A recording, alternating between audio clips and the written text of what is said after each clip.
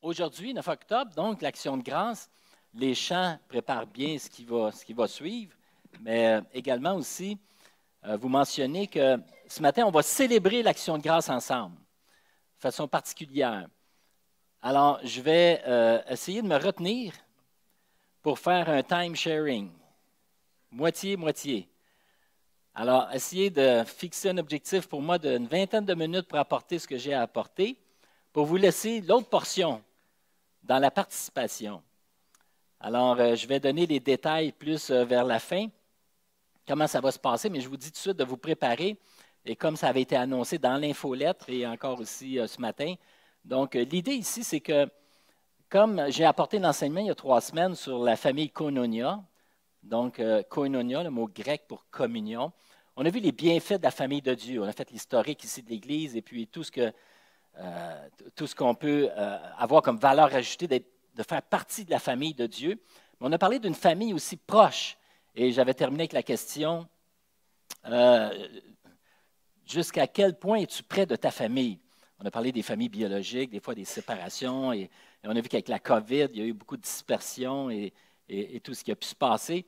Puis on a fait l'application avec la famille de Dieu. On veut vraiment être la famille de Dieu près les uns des autres. Et ce matin, après l'enseignement, on va poursuivre dans l'application pour que vous puissiez vous exprimer en 1 minute. Quelle action de grâce pourriez-vous rendre à Dieu en rapport avec la famille de Dieu, les bienfaits de la famille de Dieu? Vraiment, pas des actions de grâce pour ce que vous avez vécu cette semaine, mais il va y avoir un micro ici, il va y avoir quelqu'un qui va se promener avec un micro. Si vous ne voulez pas venir en avant, ça ne sera pas enregistré. N'ayez crainte, ça ne sera pas sur YouTube. Mais vous allez participer. Et je vous demande de vous préparer immédiatement. Et c'est très important, quand on parle d'action de grâce, de venir parler, ce n'est pas des témoignages, ce n'est pas des longues histoires. Ah, moi, quand je suis arrivé ici à l'Église, moi, j'en ai fait une assez longue histoire. Je vous ai conté quand je suis arrivé. Bien, moi, j'enseignais, donc j'avais tout le temps, j'étais correct. Mais là, on veut participer. Donc, on va avoir le plus de participation possible. Donc, vous préparez, disons, en 1 minute. Si vous aviez à dire, je veux rendre grâce à Dieu, mais en ayant en perspective la famille de Dieu. Pourquoi vous rendriez grâce à Dieu pour la famille? Qu'est-ce que la famille vous apporte? Qu'est-ce que la famille de Dieu est pour vous? On veut, en ces moments que nous vivons, et avec le lancement du projet de Rencontre Connexion que Stéphane a lancé la semaine dernière, on veut vraiment mettre en valeur la famille de Dieu. On veut même que ça apporte une certaine guérison. On veut que ça nous rapproche les uns des autres. C'est pourquoi j'avais pensé ce matin, lors de cette fête de l'Action de grâce, de pouvoir vous laisser vous exprimer. Alors, moi, je vais donc apporter une brève réflexion qui sera enregistrée. Et donc, j'ai intitulé « La reconnaissance qui transforme ». On l'a entendu beaucoup dans les chants, le mot « reconnaissance »,« merci », c'est revenu continuellement. On va continuer encore avec ce récit de la guérison des 10 lépreux dans Luc chapitre 17, des versets 11 à 19.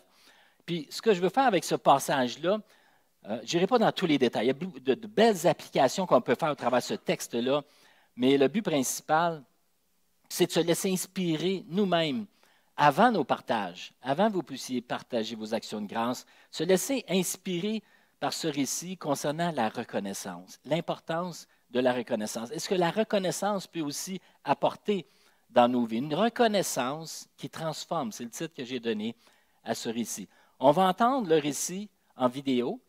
Ça dure à peine 2 minutes. Et puis ensuite, on ira portion par portion, rapidement faire un survol du récit, toujours en ayant en perspective que nous sommes dans un moment présentement ce matin de reconnaissance à Dieu, particulièrement pour la famille. Alors, allons-y pour le texte.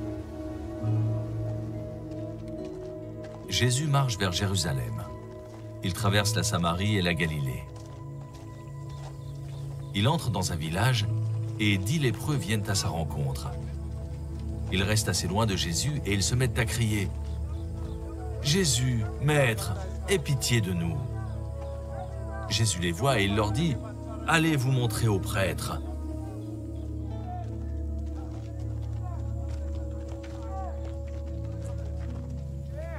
Pendant qu'ils y vont, ils sont guéris.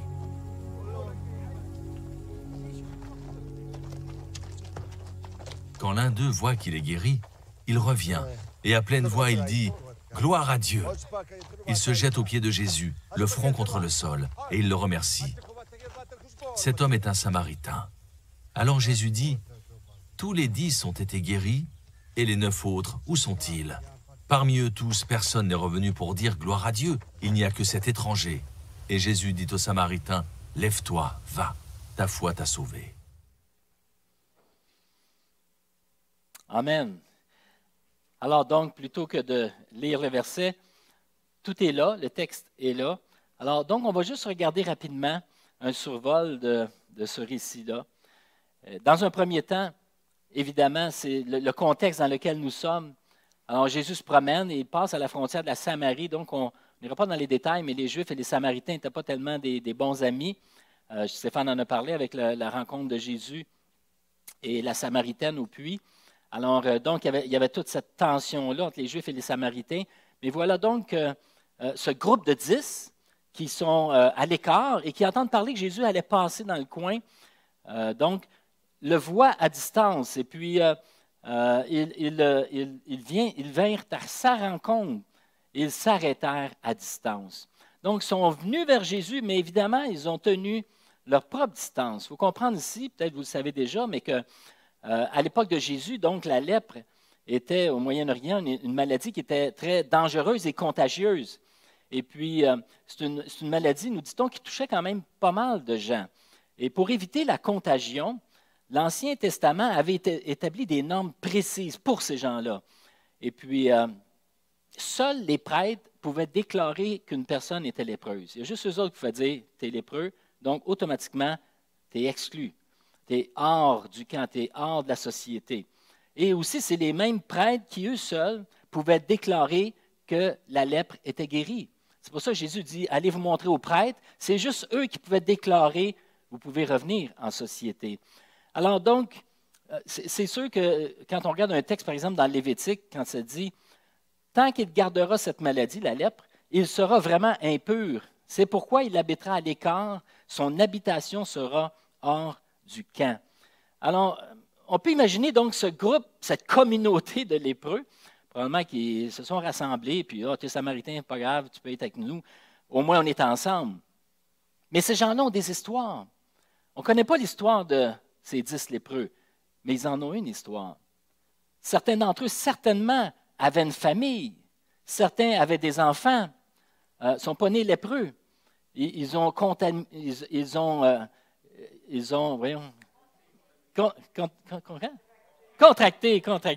je dis contaminé, ils en ont peut-être contaminé, mais contracté la lèpre. Et donc, ils ont été dans l'obligation déclarée par les prêtres de se mettre hors du camp, hors de la société. Ça veut donc dire que ces gens-là devaient vivre en dehors à distance. Et s'il y en a qui avaient des familles, alors ils ne pouvaient même pas approcher leur conjoint. Leurs conjoints ne pouvaient pas approcher leurs enfants, ils ne pouvaient pas les prendre dans les bras, c'était interdit. Ils devaient même s'habiller d'une façon particulière. Comme il est dit dans l'Ancien Testament, ils devaient porter des vêtements déchirés, se couvrir le haut du visage jusqu'aux lèvres et crier « Impur! Impur! » Alors, quand ils arrivaient près des gens, ils devaient crier « Impur ». On devait savoir que c'était des lépreux. Par l'habillement, c'était peut-être facile à voir, mais ils devaient crier, ils devaient déclarer leur état physique.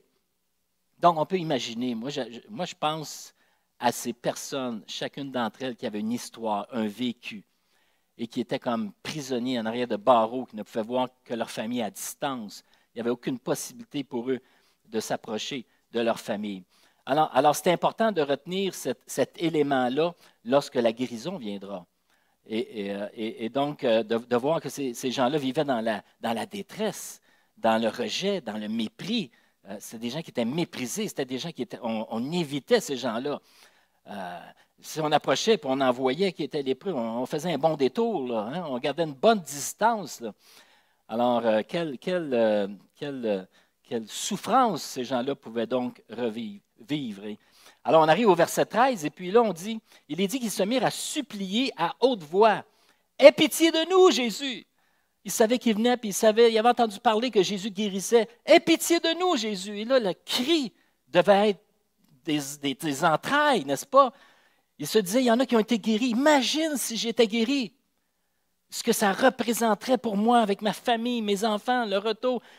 Imaginons la bénédiction que ces gens-là pouvaient recevoir par le fait d'être guéris par Jésus. Alors donc, il est dit qu'il criait, il suppliait. Ce n'est pas juste prier, le mot est fort ici. Il suppliait du plus profond des entrailles que Jésus puisse les guérir. Et il le faisait à haute voix. Et on peut dire que certainement, c'est des situations qui arrivent dans nos vies.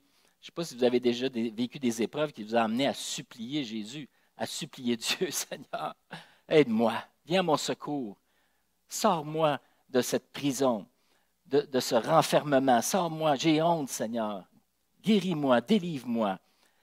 Mais comme on va le voir dans ce récit, la guérison physique, elle va prendre tout son sens lorsqu'elle touche également le cœur de la personne. D'être touché dans le corps est une chose, mais d'être touché dans le cœur en est une autre.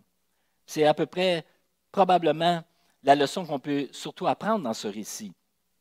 Alors donc, les lépreux, en ayant supplié Jésus, ont cette réponse de Jésus. Allez vous montrer aux prêtres. Alors, comme on revient tantôt, c'est juste les prêtres qui pouvaient confirmer leur guérison. Pendant qu'ils y allaient, ils furent guéris. Wow! Écoutez, ça prend de la foi, là, pour dire, il aurait pu rester. Non, parce que dans Luc chapitre 5, dans Luc chapitre 5, il est dit, Jésus, un lépreux est venu vers Jésus, s'est prosterné devant lui, il est dit que Jésus tendit la main, le toucha, déjà là, c'était quelque chose, et dit, je le veux, sois guéri, sois purifié. Et aussitôt, la lèpre le quitta. Il y a un lépreux, pas longtemps avant, dans un village, qui venait de vivre une guérison instantanée. Mais eux, ici, Jésus leur dit, allez, vous montrer aux prêtres. Il n'a même pas dit « Soyez guéris ». Non, il a dit « Allez, montrez aux prêtres ». Ils sont vraiment, il y avait beaucoup de foi, ces lépreux-là.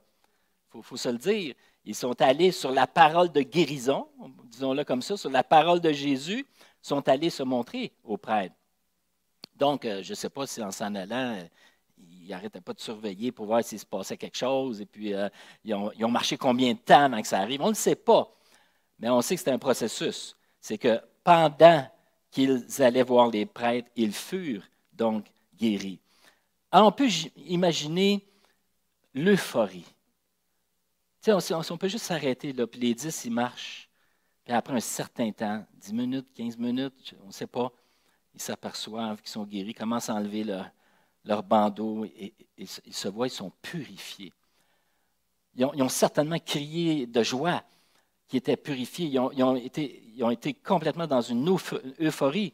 Et puis, ils réalisaient par le fait même qu'ils attendaient juste la confirmation du prêtre pour leur dire « Retrouvez vos familles, allez dans la société, tu vas pouvoir retourner travailler, tu vas pouvoir reprendre ta carrière, tu vas pouvoir revoir tes proches. » Alors, tout ce qu'ils avaient dans l'esprit, c'était cette résultante-là de la bénédiction qu'ils venaient de vivre, qui leur avait été accordée. Mais par contre, tout en réalisant que Jésus les a guéris, ils oublient ou ils négligent de revenir vers lui pour le remercier.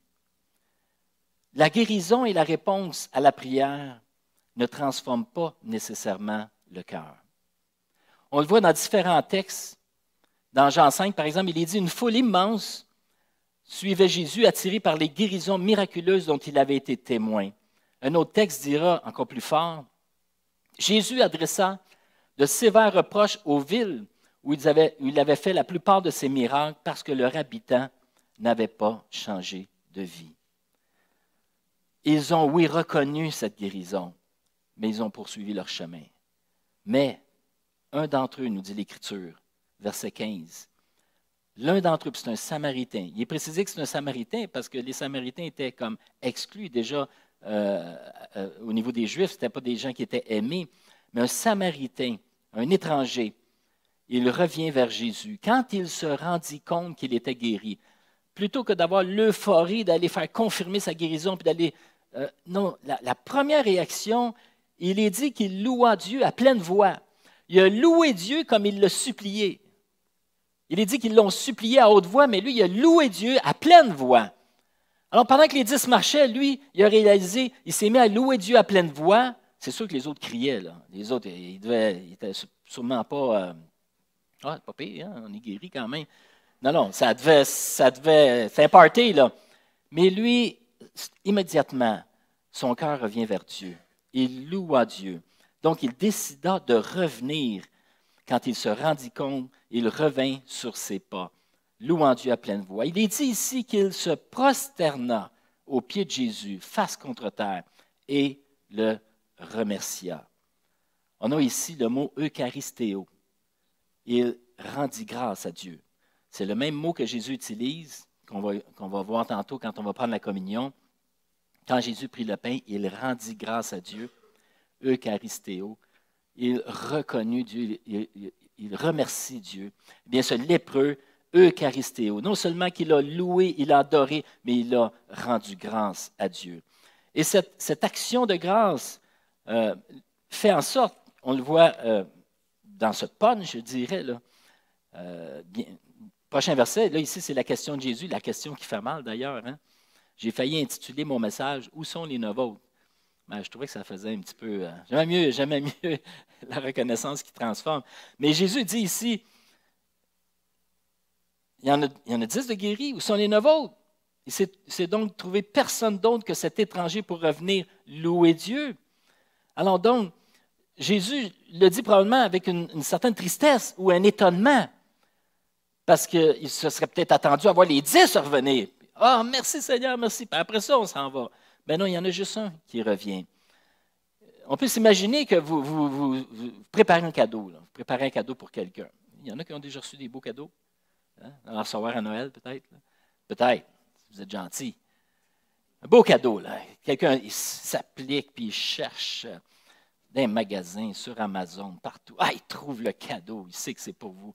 Il l'emballe, tout ça. Là, il vous l'apporte. Là, il est content. Il vous donne le cadeau. Vous regardez le cadeau, puis « Ah, oh, wow! » Puis vous partez avec le cadeau. Et vous laissez la personne-là, vous partez avec le cadeau. Celui qui a fait le cadeau, là, pas sûr qu'il va en faire d'autres. Noël prochain, ça se peut que tu n'aies pas de cadeau. Peut-être avoir une petite carte. Vous voyez, Noël. C'est comme recevoir un gros cadeau, puis d'oublier de reconnaître de qui vient le cadeau. Par la reconnaissance.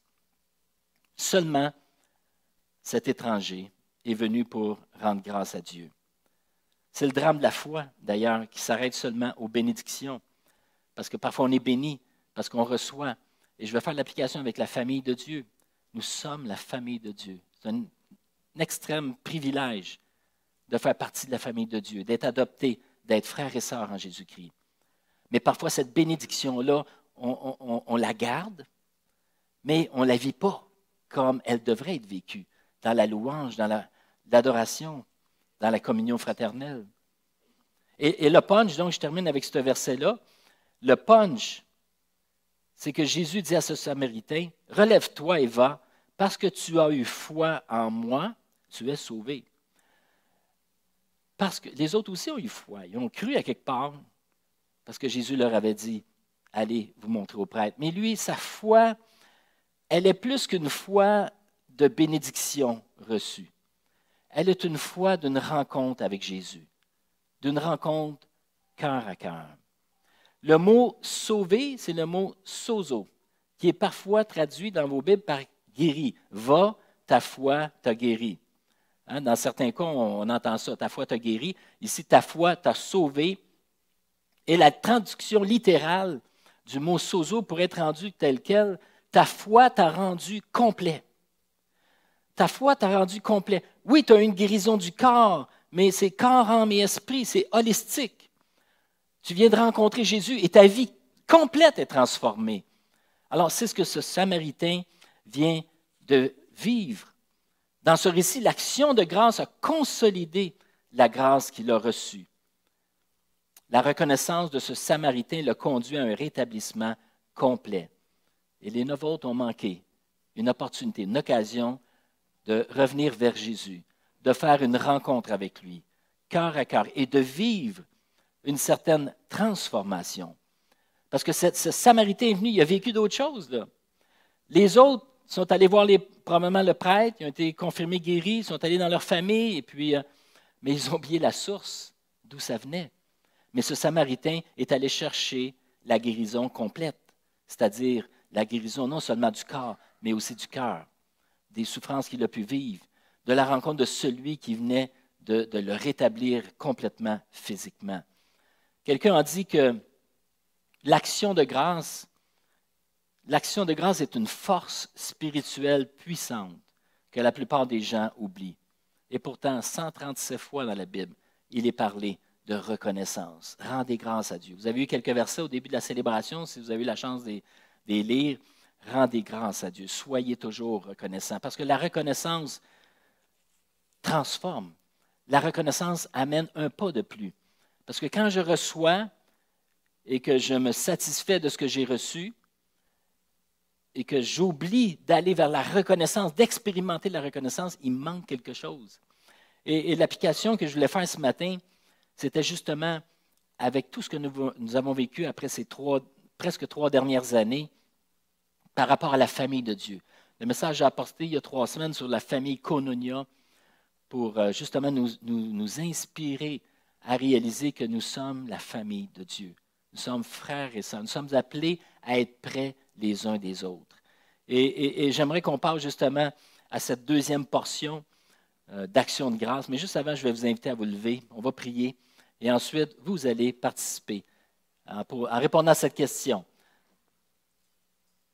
Si vous avez une action de grâce, quelle serait-elle en rapport avec la famille de Dieu, les bienfaits de la famille de Dieu? Prions, juste avant d'aller plus loin. Seigneur, on veut se présenter devant toi et te dire merci. On a chanté des chants de reconnaissance, des chants de louange. Et Seigneur, on veut ce matin vraiment, dans ta présence, te dire merci. Merci Jésus pour ce si grand salut, ce sozo dans nos vies, qui nous a rétablis complètement. Pour certains au niveau du corps, d'autres au niveau de l'âme, des émotions, et certainement au niveau spirituel. Tu nous as rendus à la vie. Et Seigneur, nos cœurs sont pleins de reconnaissance ce matin pour l'acte et l'œuvre que tu as accomplie en nous. Mais Seigneur, cette œuvre que tu as accomplie a un dessein particulier. Parce que tu rassembles ton troupeau, tu rassembles tes brebis en un seul troupeau. Dans Éphésiens 2 et dans 1 Jean, il nous est mentionné que nous sommes en communion mutuelle, les uns avec les autres, mais aussi avec le Père, le Fils et le Saint-Esprit. Cette communion, elle est réelle, elle est spirituelle. Mais comme on voit dans les Écritures, dans Acte 2, les chapitres suivants, cette communion se traduit par des relations. Elle se traduit par la proximité, la connexion, la communion fraternelle, le partage, le soutien mutuel, la prière les uns pour les autres. Et Seigneur, ce matin, on veut être inspiré par ce Samaritain qui t'a rendu grâce, qui est venu te voir et dont la vie a été transformée. On veut, Seigneur, que tu transformes nos vies, tu transformes cette Église, que notre reconnaissance nous amène à une transformation et nous amène à réaliser plus que jamais les bienfaits de faire partie de ta famille. Amen. Amen. Je vais vous inviter à reprendre vos places. Et comme j'ai dit, donc, on est beaucoup depuis octobre, mais on en a parlé en septembre aussi. Vous savez que Stéphane, la semaine dernière, a présenté ce coupon Rencontre Connexion. Il y en a à l'arrière. C'est des coupons qui font en sorte qu'on veut susciter un intérêt pour être connectés les uns aux autres. Je n'irai pas dans tous les détails, on va en reparler encore. Mais si vous n'étiez pas là dimanche passé, vous n'avez pas vu ce coupon-là, prenez-en un à la sortie. Et l'idée, c'est de pouvoir donc créer des groupes, 2, 3 personnes, puis vraiment, et ça fait partie de la reconnaissance envers Dieu, des bienfaits de la famille de Dieu. On veut se rapprocher, on veut être près de notre famille. Alors, on vous invite vraiment à participer à cette vision-là que nous portons dans nos cœurs en tant qu'équipe pastorale. Alors, donc, juste avant les partages, voici comment ça va fonctionner. Comme j'ai dit, ça ne sera pas enregistré, donc ne vous inquiétez pas, on ne verra pas à TVA, ni sur YouTube. Mais ce qu'on va vous demander de faire, c'est qu'il y a un micro ici, okay? Parce que, merci pour ce chant inspirant, n'est-ce pas, avant qu'on prenne, on va rester debout, prendre le pain, prendre la coupe ensemble. Quel beau témoignage on vient d'entendre. Wow! J'étais beaucoup édifié par tout ce que j'ai entendu. Et comme je disais au début, la reconnaissance transforme. Le fait de reconnaître, le fait d'être reconnaissant, Ça amène une transformation. Vous allez ressortir d'ici puis vous allez dire « Wow, la famille de Dieu! Wow, la famille de Dieu! » C'est ça qu'on veut. Dans les prochaines semaines, les prochains mois, on veut que ce soit « Wow, la famille de Dieu! Wow, la famille de Dieu! » Une petite chicane. « Wow, la famille de Dieu! Wow, la famille de Dieu! » Famille, ce n'est pas parfait, hein? Mais c'est la famille de Dieu. La bonté de Dieu se manifeste envers nous. Si vous n'avez pas de petite coupe, Lynn fait le tour. Vous avez juste à lever la main. Il y en a de l'autre côté ici. Juste avant que je prie, je vous explique. Il y a un petit cellophane très fin juste sur le dessus que vous ouvrez pour prendre le petit pain compressé. Puis l'autre partie, qui est un peu plus grosse, ça va être pour le jus. Donc, on y va doucement quand ça va être le temps de le faire. J'aimerais prier. Et ensuite, on va prendre le pain et la coupe. Seigneur, merci justement pour ta bonté pour nous. Merci, Seigneur, parce que dans ta bonté, tu as offert ta vie. On vient de chanter « Je t'offre ma vie, je te la confie. » Et Seigneur, toi, tu as offert la tienne. Tu es venu sur la croix afin de nous purifier, nous pardonner et aussi nous rassembler. Quel grand geste d'amour, mais quel plan merveilleux. Tu n'avais pas en vue seulement, Seigneur, le pardon de nos fautes, mais tu avais en vue un peuple de toute tribu, de toute nation, se rassembler ensemble pour élever les louanges à ta gloire. Seigneur, nous sommes un petit troupeau ce matin, mais un troupeau que tu as acquis par ton sang précieux. Chaque personne compte pour toi. Et lorsque nous rassemblons ensemble, nous voulons être remplis de reconnaissance pour l'acte que tu as accompli envers nous. Et nous te disons merci. Merci pour l'Église. Merci pour la famille de Dieu. Merci pour le corps de Christ. On sait que la métaphore la plus utilisée pour parler de ton Église, c'est la famille dans le Nouveau Testament. Mais il est question aussi du corps. Parce qu'en étant un corps, on partage nos joies, on partage nos souffrances. Si un membre se réjouit, tous les autres se réjouissent avec lui. Si un membre souffre, comme nous a témoigné notre frère Moïse, tous les autres souffrent avec lui. C'est le corps, c'est la famille, unis dans un même esprit. Alors, il est dit qu'au cours du repas, Jésus prit du pain, puis après l'avoir prononcé l'Eucharistéo, la prière de reconnaissance, il partagea ce pain en morceaux, il le donna à ses disciples en disant « Prenez, mangez, ceci est mon corps. » Alors prenons le pain, mangeons-le à la mémoire du Seigneur Jésus et aussi en reconnaissance pour nous qui sommes son corps.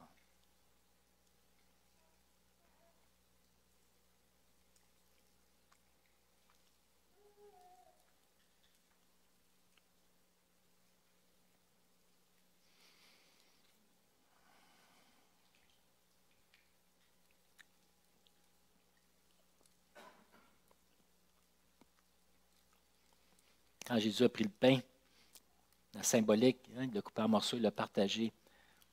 La famille de Dieu, c'est le partage. Koinonia, communion, ça veut dire partager aussi également. Quelle belle illustration. Ensuite, il prit une coupe et après avoir rendu grâce à Dieu, Eucharistéo, il le leur donna en disant « Buvez-en tous. Ceci est mon sang par lequel est scellée l'alliance. Il va être versé pour beaucoup d'hommes, afin que leurs péchés soient pardonnés. Je vous le déclare, désormais je ne boirai plus du fruit de la vigne jusqu'au jour où je boirai le vin nouveau avec vous dans le royaume de mon Père. » Quelle belle espérance, n'est-ce pas? Amen. Qu'un jour on prendra une coupe avec Jésus en présentiel. Prenons la coupe à la mémoire du Seigneur Jésus. Son sang versé pour nous.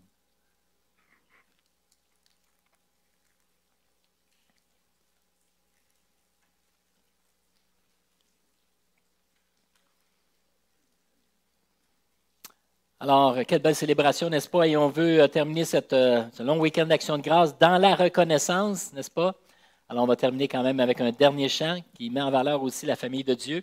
Après quoi, si vous voulez rester pour parler, partager, vous avez libre cours. On est un petit peu plus tard que d'habitude, mais profitez-en. C'est congé demain pour la plupart. Soyez bénis.